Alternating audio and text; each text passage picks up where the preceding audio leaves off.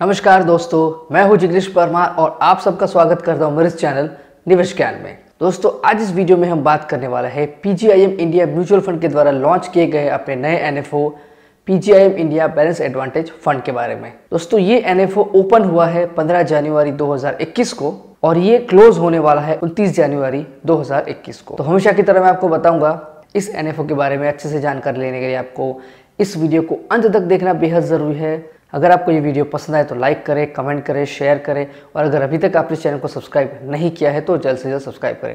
तो ये शुरू करते हैं PGIM India balance advantage fund के बारे में। ये जानकारी हम 3 स्टेप में लेंगे। पहले में पीजीआईएम के बारे में कुछ जानकारी लेंगे, दूसरे में बैलेंस एडवांटेज फंड के बारे में ब्रीफ में थोड़ी सी जानकारी लेंगे और तीसरे में PGIM India balance advantage fund के बारे में। तो सबसे पहले बात करें पीजीआईएम की।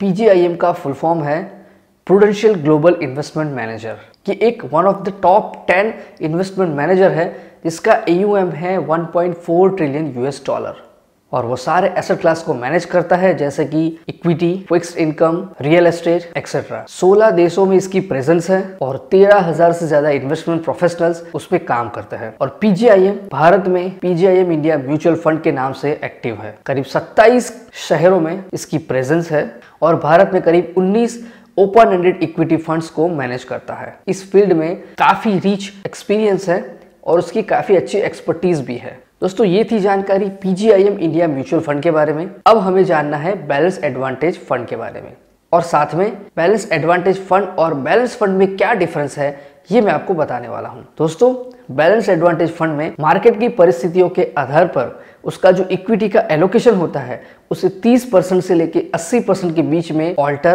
कर सकता है। यानी कि अगर मार्केट बहुत ही महंगा है तो इक्विटी का एलोकेशन कम कर सकते हैं और मार्केट ही जैसे सस्ता होता है इक्विटी का एलोकेशन बढ़ा दिया जाता है। और इधर बैलेंस फंड में इक्विटी और डेट फंड का जो भी एसेट एलोकेशन होता है वो प्री डिसाइडेड होता है। तो दोस्तों, ये थी जानकारी बैलेंस एडवांटेज फंड के बारे में। अब हमें जानकारी लेनी है PGIM India balance advantage fund NFO के बारे में।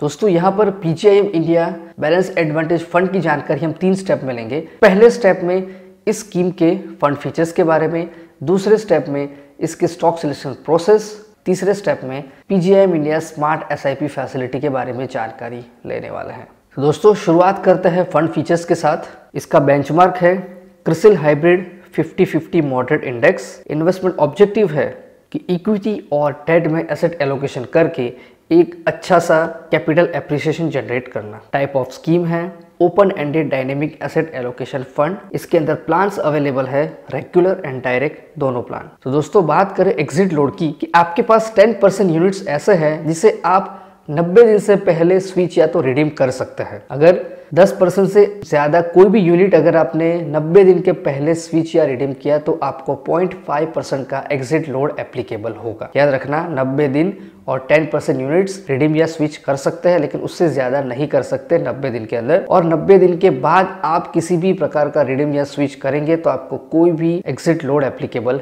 नहीं होगा। अब हमें देखना है कि इस स्कीम के अंदर नॉर्मल सिचुएशन में एसेट एलोकेशन क्या होगा।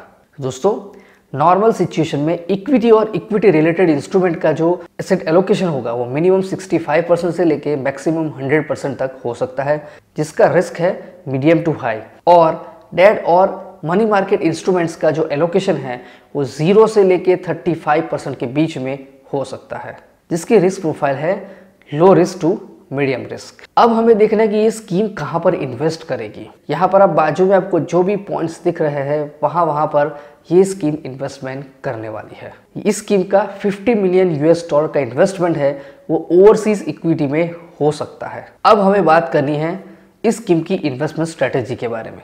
तो इसकी स्ट्रेटेजी है बाय लो सेल हाई, यानी कि जब भी इक्विटी मार्केट अंडर वैल्यू होता है तब मार्केट में एंटर करना, जब भी इक्विटी मार्केट ओवर वैल्यू होता है तब मार्केट से एग्जिट करना, और जब वैल्यूएशन रिजनेबल हो तब मार्केट में री एंटर करना।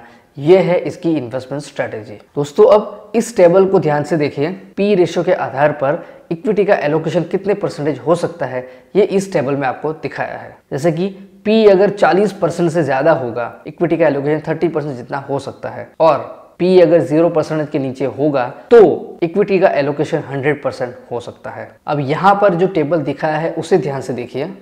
इस टेबल के अंदर position of debt market in India के बारे में जानकारी दी है। इसके अंदर जो पहली कॉलम है वो इश्यूअर की है, यानी कि ये जो डेट इंस्ट्रूमेंट है वो कौन इश्यू करता है। उसके बाद में इंस्ट्रूमेंट का नाम है, उसके बाद मैच्योरिटी, फिर यील्ड और लिक्विडिटी। तो जैसे कि पहली कॉलम है GOI यानी कि government of India treasury bills, maturity 91 days, yield 3% और लिक्विडिटी हाई। इसी तरह से फिर कॉर्पोरेट में टैक्सेबल बॉन्ड्स AAA, 1 से 3 साल की मैच्योरिटी, 3.70 से लेके 4.5% की यील्ड और इसका लिक्विडिटी है मीडियम। तो दोस्तों इस टेबल के अंदर उस इंस्ट्रूमेंट्स के बारे में जानकारी दी है जिसके अंदर इन्वेस्टमेंट इस स्कीम के डेट पोर्शन में होने वाला है। तो अब हमें देखना है पोर्टफोलियो कंस्ट्रक्शन प्रोसेस। तो इसके अंदर Nifty 50, Nifty next 50, Nifty mid cap 100, BSE 200 इतने जो इंडेक्स है उन सब में से करीब 2000 स्टॉक्स को सिलेक्ट किए जाएंगे। उसके अंदर से 450 के आसपास स्टॉक्स को फिल्टर किए जाएंगे और उसके बाद उसमें से करीब 30 या 35 स्टॉक्स को सिलेक्ट करके उसके अंदर इन्वेस्टमेंट किया जाएगा। यह है इसकी स्टॉक सिलेक्शन प्रोसेस। इनिशियल या तो फिर फ्रेश परचेज के लिए मिनिमम अमाउंट है 5000 रुपए 1 के मल्टीपल्स में, एडिशनल परचेज है 1000 रुपए, रिडम्पशन मिनिमम अमाउंट 1000 रुपए और साथ में 1 रुपए के मल्टीपल्स के साथ। SIP, STP, SWP सारे प्रकार की फैसिलिटीज अवेलेबल है। इसका एक्सपेंस रेशियो करीब 2 से 2.5 के आसपास रहने की संभावना है। दोस्तों अब हम बात करेंगे PGIM India smart SIP facility के बारे में। इसके अंदर कॉम्प्लीमेंट्री इंश्योरेंस कवर है जो कि SIP के साथ में मिलता है और इसके एलिजिबिलिटी क्राइटेरिया में देखें तो 18 साल से लेकर 51 साल तक का कोई भी इंडिविजुअल इन्वेस्टर ये फैसिलिटी अवेल कर सकता है। इंश्योरेंस कवर की मैक्सिमम लिमिट है 55 साल तक। कंडीशंस में है मिनिमम SIP टेन्योर 3 साल का होना चाहिए, मिनिमम SIP इंस्टॉलमेंट अमाउंट 1000 की होनी चाहिए। अब हमें देख रहे हैं कि इंश्योरेंस कवर कितना मिलेगा। तो पहले साल में 20, दूसरे साल में 75 और तीसरे साल में 120। यानी कि अगर आपका मंथली SIP इंस्टॉलमेंट 1000 रुपए का है तो आपको मिलेगा पहले साल 20,000, दूसरे साल 75,000 और तीसरे साल 1,20,000। और इस इंश्योरेंस कवर की मैक्सिमम लिमिट है 50 लाख तक, यानी कि सिर्फ मैक्सिमम 50 लाख तक का ही इंश्योरेंस कवर आपको मिल सकता है। इससे ज़्यादा इंश्योरेंस कवर आपको नहीं मिल सकता है। अगर आप 3 साल के बाद SIP स्टॉप कर देते हैं तो भी आपको 55 साल की एज तक यहाँ पर इंश्योरेंस कवर मिल सकता है। लेकिन आपने जो पैसे इन्वेस्ट किए हैं उसमें से आपको कुछ भी रिडम्पशन स्विच नहीं करना है, तभी जाकर आपको ये फैसिलिटी मिल सकती है। इसका रिस्कोमीटर दर्शाता है कि स्कीम का रिस्क मॉडरेटली हाई है। स्कीम के फंड मैनेजर है mister Aniruddha Naha, senior fund manager equity, mister Kumaresh Ramakrishnan, head fixed income and mister Ananda. तो दोस्तों ये थी जानकारी PGIM इंडिया म्यूचुअल फंड के द्वारा लॉन्च किए गए अपने नए NFO PGIM India balance advantage fund के बारे में। मैं आशा करता हूं कि आपको ये जानकारी पसंद आई होगी, समझ में भी आई होगी। अगर ऐसा है तो इस वीडियो को लाइक करें, कमेंट करें, शेयर करें। अगर अभी तक आपने चैनल को सब्सक्राइब नहीं किया है तो जल्द से जल्द सब्सक्राइब करें। तो मैं जिग्नेश परमार अब आपसे विदा लेता हूँ। मिलते अगले वीडियो में एक और महत्वपूर्ण जानकारी के साथ। जय हिंद, जय भारत।